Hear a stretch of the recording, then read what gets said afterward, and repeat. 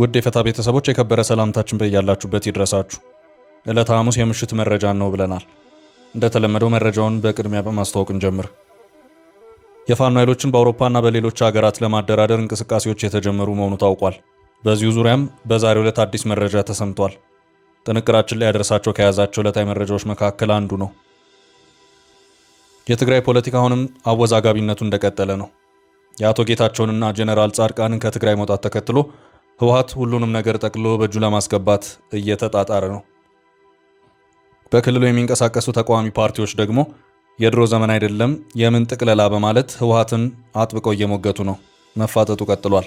ጥንቅራችን ይዞታል። በኤርትራውያን ላይ ከባድ አሰሳ ተጀምሯል። የፌዴራሉ መንግስት በርካታ ፖሊሶችን አሰማርቶ እያደነና እያፈላለገም ነው። የትና በምን ጉዳይ የሚለውን በተመለከተ ጥንቅራችን ዘርዘር አድርጎ የያዘው መሆኑን የምናደርሳችሁ ይሆናል። የክርስቲያን አርሚ ቤተ ክርስቲያን መስራች የሆነው እዩ ጩፋ ከሰሞኑ በሐዋሳ ከተማ አምርቶ የተደረገለት አቀባበል ውዝግብ የፈጠረ ነበር። እንደ የእምነት ሰው ሳይሆን እንደ ከፍተኛ የመንግስት ባለስልጣን በጦር መሳሪያ የተደገፈ እጀባ ተደርጎለታል። የኢትዮጵያ ወንጌል አማኞች ቤተ ክርስቲያን ካውንስል እጀባውን ተቃውሞ ዛሬ መግለጫ አውጥቷል። የመንግስት አካላት ለአንድ አገልጋይ ፖሊስ አሰልፈው መሳሪያ አስታጥቀው አጀብ ፈጥረው ግርግር በማድረግ የሆነ አካል ወደ ከተማው የገባ የሚያስመስሉት ነገር ተገቢ አልነበረም ሲሉ ወቅሰዋል። ካውንስሉ እርምጃ ወስዳሉ ያለበትን መግለጫ ይዘናል። በዛሬው ዕለት በርካታ ቱሪስቶች ይዛ የነበረች የጉብኝት ሰርጓጅ መርከብ ቀይ ባህር ላይ ሰምጣ በትንሹ 6 ሰዎች ሞተዋል። ቀይ ባህር ላይ የተፈጠረውን አደጋ ከመረጃው እናደርሳለን። የኢትዮጵያ አየር መንገድ ከዓመታት በኋላ ዳግም ወደ ደምቢዶሎ በረራ ሊጀምር መሆኑን እናሰማለን። አብራችሁን ቆዩ። የምንለቃቸው ዕለታዊ ትኩስ ዜናዎች እንዲደርሷችሁ ላይክ፣ ሼር፣ ሰብስክራይብ ማድረግ እንዳትረሱ።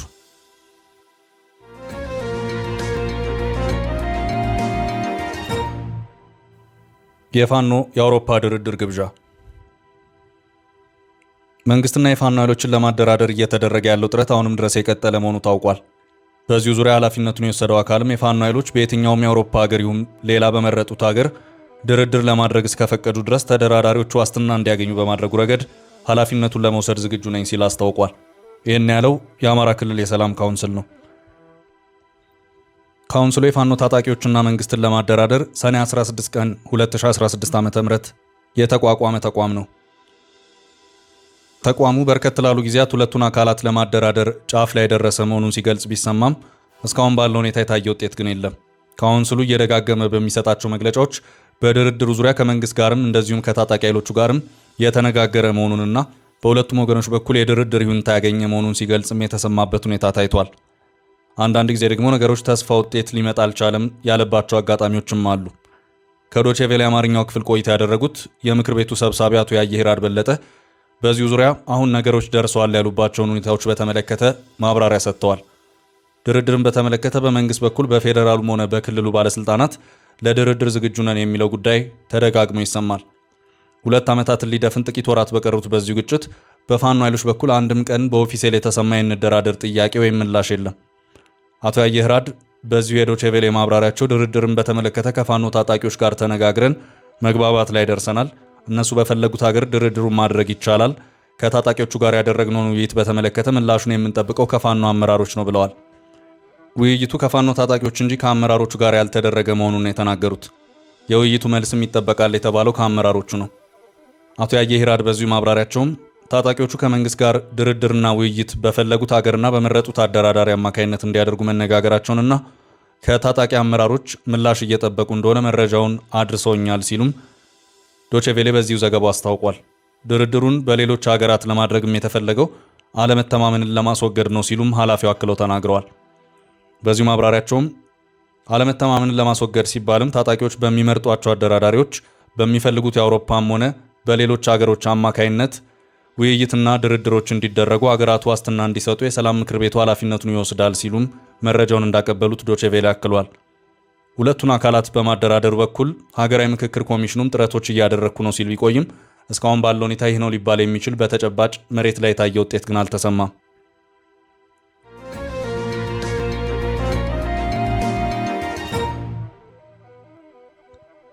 ወደ ቀጣይ ርዕስ አለፍ። ከህወሓት ጋር ተፋጠዋል። የትግራይ ፖለቲካውንም በአወዛጋቢነቱ እንደቀጠለ ነው። በክልሉ ከፍተኛ የፖለቲካ ሚና ሲጫወቱ የነበሩት አቶ ጌታቸው ረዳና ጀነራል ጻድቃን ገብረትንሳኤ ክልሉን ጥለው መውጣታቸውን ተከትሎ ህወሓት እንደቀደመው ጊዜ ሁሉንም ነገር ጠቅልሎ በእጁ ለማስገባት እየተጣጣረ ነው። በሌላ አቅጣጫ ደግሞ በክልሉ የሚንቀሳቀሱ ተቃዋሚ ፓርቲዎች ደግሞ ምን ሲደረግ እያሉ ይገኛሉ። በፖለቲካ ፓርቲዎቹና በህወሓት መካከል መፋጠጥ ተፈጥሯል። የህወሓት መፋጠጥ ከፌዴራል መንግስቱም ጋር ሆኗል። በትላንትናው ዕለት ያወጣው መግለጫም ከፌዴራል መንግስቱ ጋር ያለው መፋጠጥ አመላካች ሆኗል። አሁን ደግሞ በክልሉ ከሚንቀሳቀሱ ተቃዋሚ ፓርቲዎች ጋር ሆኗል። የትግራይ ክልል ወቅታዊ ሁኔታን ወደ ሰላማዊ እንቅስቃሴ እንዲመለስ ከህወሓት ጋር ብቻ መወያየት ለውጥ ስለማያመጣ ሊታረም ይገባል ሲሉ በክልሉ የሚንቀሳቀሱ ፓርቲዎች ነግረውኛል ሲል አሃዱ ሬዲዮ አመልክቷል። አቶ ጌታቸው ረዳም መቀሌን ከመውጣታቸው በፊት የትግራይ ችግር ከኛም ያለፈ ነው፣ ተባብረንና አንድ ሆነንም የምንወጣው አይደለም ሲሉም ነበር የተናገሩት። ሁሉም የፖለቲካ ኃይሎች የችግሩ ገፈት ቀማሽና የፕሪቶሪያው ስምምነት ባለቤት መሆናቸው እየታወቀ ውይይቱና መፍትሄው ሀሳቡ ከህወሓት ብቻ እንዲመጣ መጠበቅ ተቀባይነት የለውም ሲሉም ፓርቲዎቹ ማሳሰባቸውን ዘገባው አክሏል። የክልሉ ጉዳይ ሙሉ ለሙሉ በህወሓት እጅ መሆኑ ያስከተለው ችግር እየታየ ነው ሲሉ ለጣቢያ የተናገሩት የባይቶና አባይ ትግራይ ፓርቲ ሊቀመንበር ክብሮም በርሄ ፓርቲው በክልሉ ጉዳይ በሚካሄዱ ውይይቶች ህወሓትን ብቻ ማሳተፍ ትክክለኛ አካሄድ እንዳልሆነ በመግለጫ ጭምር አቋሙን ገልጿል ሲሉም ተናግረዋል። አቶ ክብሮም አክለውም ህወሓት ለራሱ የምትመቸውን ትግራይ ለመፍጠር ያደረገው ጥረት ልክ ባለመሆኑ ይህንን አካሄድ የሚያስተካክሉ ፕሮፖዛሎችን ለፌዴራል መንግስትና ለጠቅላይ ሚኒስትሩ እያቀረብን ነው ሲሉም ተናግረዋል። የሳልሳይ ወያነ ትግራይ ሊቀመንበር አሉላ ኃይሉ በበኩላቸው ሁሉን አካታች የሆነ ጊዜያዊ አስተዳደር መፍጠር ካልተቻለ አሁንም ችግሮች ይቀጥላሉ ሲሉም ነው የተናገሩት። አስቀድሞ ጊዜያዊ አስተዳደሩ ሲዋቀር የተቃዋሚ ፓርቲዎች ሀሳብ ከግምት ውስጥ ሊገባ ይገባ ነበር። አሁንም በጊዜያዊ አስተዳደሩ ላይ እየታየ ያለው የአንድ ፓርቲ የበላይነት ሊቆም ይገባል ሲሉም አክለዋል። የጀነራል ጻድቃን ገብረትንሳኤና የአቶ ጌታቸው ረዳ ክልሉን ጥሎ መውጣት አሁን በትግራይ በህወሓትና በሌሎች የፖለቲካ ኃይሎች መካከል ያለውን ፍትጊያ አቀጣጥሎታል።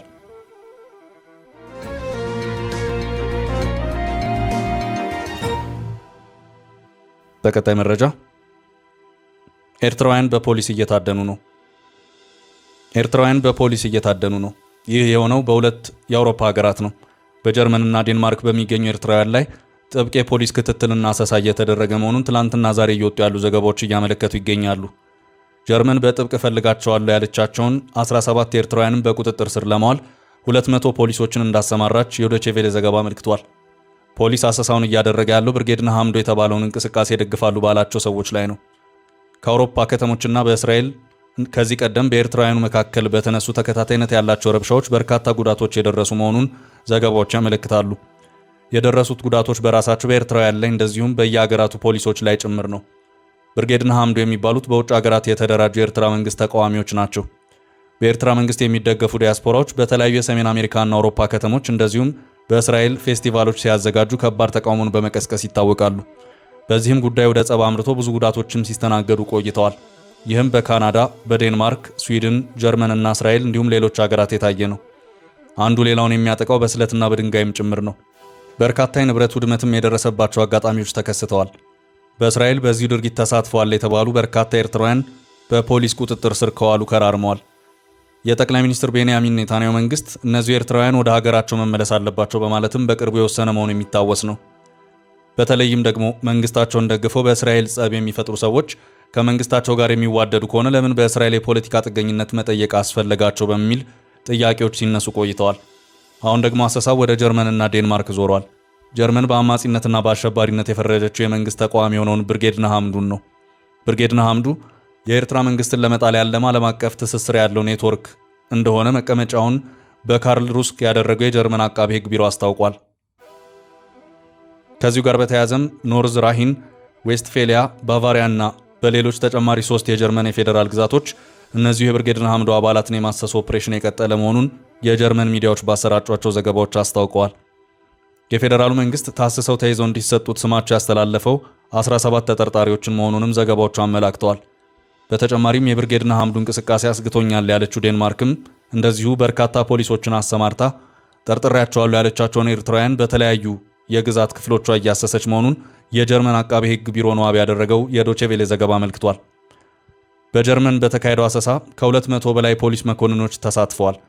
በመግለጫው መሰረት በቁጥጥር ስር የዋለ ተጠርጣሪ የለም። አሰሳ ያነጣጠረባቸው ተጠርጣሪዎች ብርጌድ ንሓመዱ ውስጥ ከፍተኛ አመራርነት ቦታ ያላቸው መሆናቸውን የምርመራ ውጤቶች እንደሚያሳዩ መስሪያ ቤቱ አስታውቋል። ሰላማችን ተበጠበጠ፣ ከተሞቻችን አይተውት የማያውቁትን ሁከትና ብጥብጥ አስተናገዱ ያሉት እነዚሁ ሀገራት በእነዚሁ ብጥብጦች ተሳትፈዋል ባሏቸው ኤርትራውያን ላይ ጥብቅ እርምጃዎችን መውሰድ ጀምረዋል።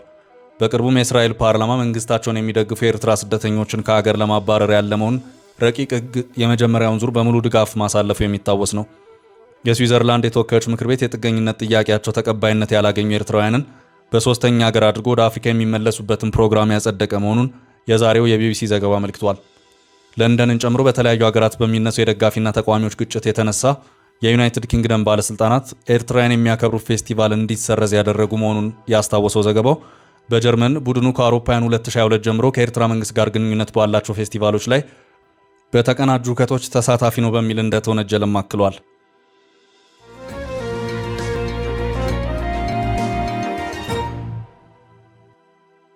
በቀጣይ መረጃችን የኢትዮጵያ ወንጌል አማኞች ቤተክርስቲያን ካውንስል የኢዩ ጩፋ በፖሊስ መታጀብን ተቃወመ። የክርስቲያን አርሚ ቤተክርስቲያን መስራች የሆነው ኢዩ ጩፋ ከሰሞኑ በሐዋሳ ከተማ ኮንፈረንስ የተጓዘ ሲሆን ወደ ከተማው ሲገባ የተደረገለት አቀባበል በእጅጉ አነጋጋሪ ነበር። የሐዋሳ ከተማ ከንቲባ ጭምር በተገኙበት አቀባበል ላይ እንደየእምነት ሰው ሳይሆን እንደ ከፍተኛ የመንግስት ባለስልጣን በጦር መሳሪያ ጭምር የተደገፈ አቀባበል ተደርጎለታል። የከተማው የፖሊስ ኦርኬስትራ ማርች በማድረግ አቀባበል ያደረገለት ሲሆን የመንግስት የጸጥታ አካላት መሳሪያ ታጥቀው ከፍተኛ አጀባ አድርገውለታል። ይሄ የሆነው ከሳምንት በፊት ሲሆን አሁን ላይ የኢትዮጵያ ወንጌል አማኞች ቤተክርስቲያን ካውንስል አቀባበሉን በመተቸት መግለጫ አውጥቷል። የኢትዮጵያ ወንጌል አማኞች ቤተክርስቲያን ካውንስል ፖሊስ አገልጋዮችን ከማጀብ እንዲታቀብ አስጠነቀቀ። ኮንፈረንስ አስመልክቶ በጦር መሳሪያ አንድን አገልጋይ ማጀብ እንደ ወንጌል አማኝ በፍጹም ተቀባይነት የሌለው ከአስተምሮት ውጪ መሆኑን ነው የኢትዮጵያ ወንጌል አማኞች ቤተክርስቲያን ካውንስል በመግለጫ አስታወቀው። የካውንስሉ ጽህፈት ቤት ኃላፊ የሆኑት ፓስተር ጌትነት ለማ ዛሬ በሰጡት መግለጫ የመንግስት አካላት ለአንድ አገልጋይ ፖሊስ አሰልፈው መሳሪያ አስታጥቀው አጀብ ፈጥረው ግርግር በማድረግ የሆነ አካል ወደ ከተማው የገባ የሚያስመስሉት ነገር ተገቢ አልነበረም ብለዋል። እንደዚህ አጀብ ስላደረጋችሁ ለወንጌል አማኞች ክብር አይደለም። ብዙ አማኞች የመቃብር ስፍራ የላቸውም፣ የማምለኪያ ስፍራ የላቸውም። እሱን አድርጉልን ብለዋል። ጦሩ የመንግስት ነው፣ ሰራዊቱ የመንግስት ነው፣ እጀባ አያስፈልግም ተብሏል። እንደዚህ በሚያደርጉ አገልጋዮች ላይ እርምጃ እንደሚወሰድ ካውንስሉ በሰጠው መግለጫ አስጠንቅቋል። እጀባው ትርጉም አልባ ነው፣ ከመጽሐፍ ቅዱስ ውጪ ነው፣ በጦር መሳሪያ መታጀብ ትርጉሙ ሌላ ነው፣ ፍርሃት ሲኖር ነው መታጀብ የሚመጣው፣ አገልጋዩ ከህዝብ የተበደረው ገንዘብ ሲኖር ችግር የሚፈጥርብኝ ህዝብ ይኖራል ብሎ ሲፈራ ነው በፖሊስ የሚታጀበው እንጂ ወንጌል ለመስበክ ከሆነ እጀባ አያስፈልገውም ብለዋል። በተደጋጋሚ እንደዚህ የሚያደርጉ አገልጋዮች በጽሁፍ በአካል ማስጠንቀቂያ ሰጥተናል፣ በቅርቡ እርምጃ ወስደን መግለጫ እንሰጣለን ብለዋል። በተጨማሪም ዘይት የሚሸጡ አገልጋዮች ከመንግስት ንግድ ፍቃድ አውጥተው ሱቅ ከፍተው ዘይታቸውን መሸጥ ይችላሉ እንጂ በካውንስሉ ፍቃድ ዘይት የሚቸበችቡ ከድርጊታቸው እንዲታቀቡ ካውንስሉ በመግለጫው አስጠንቅቋል። የክራይስት አርሚ ቤተክርስቲያን መስራች ኢዩ ጩፋ እንደ አውሮፓ አቆጣጠር በ2021 የሀገር መከላከያ ሰራዊት ክስ እንደሚመሰርትበት መግለጹ ይታወሳል። የሀገር መከላከያ ሰራዊት የሰራዊቱን የአባላቱን የደንብ ልብስ የለበሱ ሰዎች ክብር ባልጠበቀ መልኩ በቪዲዮና ፎቶ ቀርጾ በአደባባይ እንዲሰራጭ በማድረጉ ነብይ ኢዩ ጩፋ ላይ ክስ መሰርታለሁ ማለቱ አይዘነጋም። ነብይ ኢዩ ጩፋ ነብይና ሐዋርያ ተብለው ከተነሱ ሰዎች ከብዙዎች አንዱ ሲሆን ኢዩ በፈውስ ትዕይንቶች አጋንንትን በካራቴ በመጣልና በሌሎችም በርካታ ምክንያቶች አነጋጋሪና አወዛጋቢ መሆኑ ይታወቃል።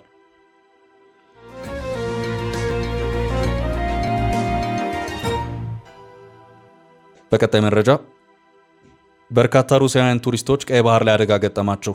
የቱሪስት ሰርጓጅ መርከብ ሰመጠች። በዛሬው ዕለት በርካታ ቱሪስቶችን ይዛ የነበረች የጉብኝት ሰርጓጅ መርከብ ቀይ ባህር ላይ ሰምጣ በትንሹ 6 ሰዎች ሲሞቱ 9 መጎዳታቸው ተዘገበ። በግብጽ የቀይ ባህር የጠረፍ ከተማ በሆነችው ሁርጋዳ አቅራቢያ ነው አደጋው የደረሰው። የአደጋ ሰራተኞች ከሰመጠችው ሰርጓጅ መርከብ 29 ሰዎችን መታደጋቸው ተነግሯል። የጉብኝት ሰርጓጅ መርከቧ 45 ቱሪስቶችን ይዛ በተለመደው የቀይ ባህር የጉብኝት ስፍራ ላይ እየተንቀሳቀሰች እንደነበር ተገልጿል። መርከቧ በምን ምክንያት እንደሰመጠች እስካሁን ግልጽ የሆነ ነገር የለም። በሰርጓጅ መርከቧ የነበሩ ሁሉም ቱሪስቶች የሩሲያ ዜጎች መሆናቸውን የግብጽ ሩሲያ ኤምባሲ አረጋግጧል። የሩሲያ ኤምባሲ በፌስቡክ ባወጣው መረጃ ሰርጓጅ መርከቧ ሲንባድ የምትሰኝ መሆኗን አንስቶ የተለመደ ቱሪስቶችን በቀይ ባህር የማስጎብኘት ስራ ላይ ነበረች ብሏል። 45ቱ ቱሪስቶች በሙሉ የሩሲያ ዜጎች ሲሆኑ ከመካከላቸው ህጻናት እንደሚገኙበት የኤምባሲው መረጃ አመልክቷል። የግብጽ ሁርጋዳ የባህር ጠረፍ ከተማ የበርካታ ቱሪስቶች መዳረሻ ስትሆን 460 ኪሎ ሜትር ከካይሮ ርቃ የምትገኝ ከተማ ናት። ከተማው በተለየ ውሃ ላይ ስፖርት ለቱሪስቶች ዋነኛው መስህቧ ነው። የባህር ስራ አትክልቶችና የባህር ብዝሃ ህይወት ከዓለም ለሚመጡ ቱሪስቶች መስህብ ነው። ግብጽ በየዓመቱ ከ2 ሚሊዮን በላይ ቱሪስቶችን የምታስተናግድ ሀገር ስትሆን ከዘርፉ የሚገኘው ገቢ 10 በመቶ አጠቃላይ ሀገራዊ ምርት ጂዲፒን የሚሸፍን ነው። ከቅርብ ጊዜ ወዲህ በርካታ አስጎብኚ ድርጅቶች በቀይ ባህር ላይ የሚሰጡትን የማስጎብኘት አገልግሎት ያቋረጡ ወይም መጠኑን የገደቡ ሲሆን ለዚህ ምክንያቱ በቀይ ባህር እንደ ሁቲ አይነት ቡድኖች የጋረጡት አደጋ ነው። በቀይ ባህር የቱሪስት ጀልባ አደጋም ያልተለመደ አይደለም። ከወራት በፊት ቱሪስቶችን የያዘች ጀልባ ሰምጣ የአደጋ ሰራተኞች 33 ጎብኚዎችን መታደጋቸው ተነግሮ ነበር።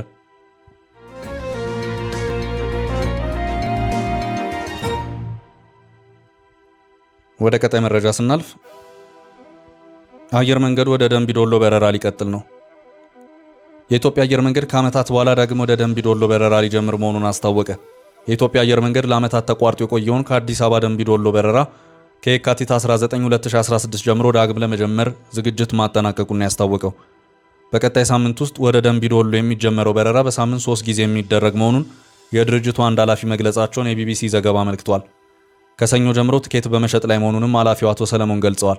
ትኬቱ በኦንላይን በመሸጥ ላይ መሆኑን የታወቀው ለዓመታት የተቋረጠው በረራው ዳግም እንዲጀምር አስተዋጽኦ ካደረጉ መካከል አንዱ የሆኑት የደንቢዶሎ ዩኒቨርሲቲ ፕሬዝዳንትና የፓርላማ አባሉ ዶክተር ለታ ተስፋዬ ከአዲስ አበባ ወደ ደንቢዶሎ የሚደረገው በረራ ለአንድ ወር በሳምንት 3 ጊዜ እንዲደረግ፣ በሁለተኛው ወር ደግሞ በሳምንት ወደ 7 ጊዜ ከፍ እንዲል መግባባት ላይ መደረሱን ገልጸዋል። አየር መንገዱ ወደ ደንቢዶሎ የሚያደርገውን በረራ ከማቋረጡ ጋር ተያይዞ የአካባቢው ማህበረሰብ ለረጅም ጊዜ ቅሬታ ሲያቀርብ መቆየቱ ይታወሳል። ቻችን ለዛሬ ያዝንላችሁን ርዕሰ ጉዳዮች እዚህ ላይ ቋጨን። ላይክ፣ ሼር እና ኮሜንት በማድረግ ለቻናላችን ድጋፋችሁን መግለጽ እንዳትዘነጉ እያልን ከሌሎች መረጃዎች ጋር ደግመን እስክንገናኝ ቸር ያሰማን ስንል ተሰናበትን።